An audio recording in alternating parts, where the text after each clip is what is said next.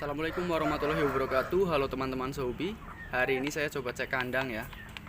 Cek kandang dan mendapati ada anakan indukan siam yang udah menetas. Tadi waktu ngasih makan saya dengar ada suara ya. Ada suara. Setelah ngasih makan ini kandangnya becek banget dan kotor ya teman-teman. Hujan terus di sini. Tapi alhamdulillah ayam tetap sehat-sehat. Nah, tadi waktu ngasih makan saya dengar ada yang udah menetas di sarangnya. Ini indukan siam ya teman-teman. Indukan siam. Tadi kayaknya udah ada suara, coba kita cek ya. Tadi saya udah cek dan mendapati ada telur ayam yang nggak menetas, tapi belum tahu ada berapa yang menetas. Kita lihat. Ternyata baru satu teman-teman, baru satu ekor aja yang menetas ya. Baru satu ekor yang menetas, warnanya sama seperti indukannya. Dan tadi ada satu ekor, satu butir telur yang nggak menetas, tadi udah saya buang ya. Sisanya masih belum menetas. Saya cek cuma satu ekor aja ini yang baru menetas ya tadi. Dan saya mendapati ada satu butir telur yang gagal menetas tadi. Biasanya ada beberapa hal yang bisa membuat telur ayam itu gagal atau tidak bisa menetas ya. Biasanya hal yang pertama itu teman-teman harus ingat, pejantan yang digunakan itu harus sudah berumur dan sehat atau tidak bermasalah ya sel reproduksinya. Contohnya ini udah 2 kali ganti bulu, saya jadikan pejantan ya teman-teman. Saya jadikan pejantan, sel reproduksinya udah bagus. Begitu teman-teman harus perhatikan, karena telur ayam yang tidak dibuahi dengan sempurna oleh pejantannya biasanya akan mengakibatkan kegagalan untuk menetas begitu.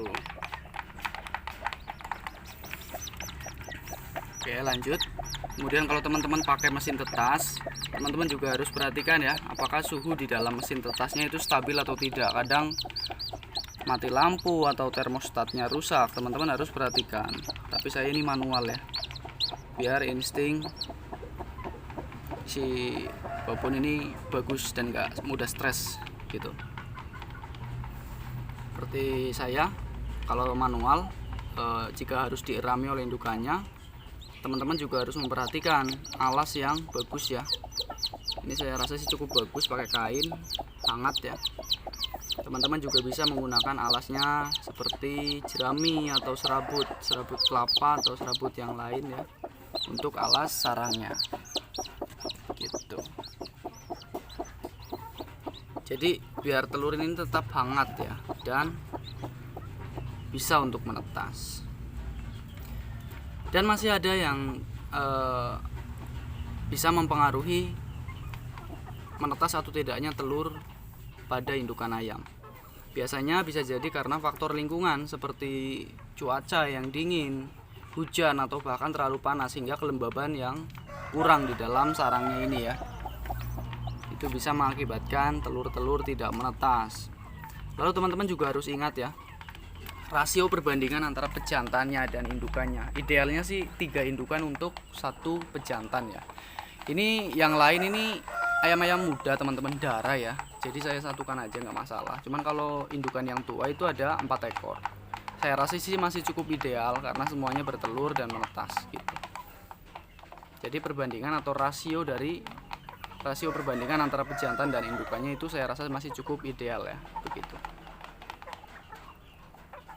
Nah kemudian tadi waktu saya ngecek telur ya, kan ada yang nggak menetas, hampir menetas tapi tidak menetas. Jadi kalau teman-teman menemukan kasus seperti yang saya alami tadi, telur yang hampir menetas malah gagal, bisa jadi karena lapisan kulit telur yang terlalu tebal teman-teman. Biasanya indukannya itu akan membantu dengan mematukinya ya, agar lapisan kulit dalamnya itu terbuka begitu. Tapi apabila di dalam mesin tetas, teman-teman harus jangan terlambat untuk membantu membukanya dengan hati-hati agar anak ayam lancar ya, keluar dengan selamat atau menetas dengan selamat gitu.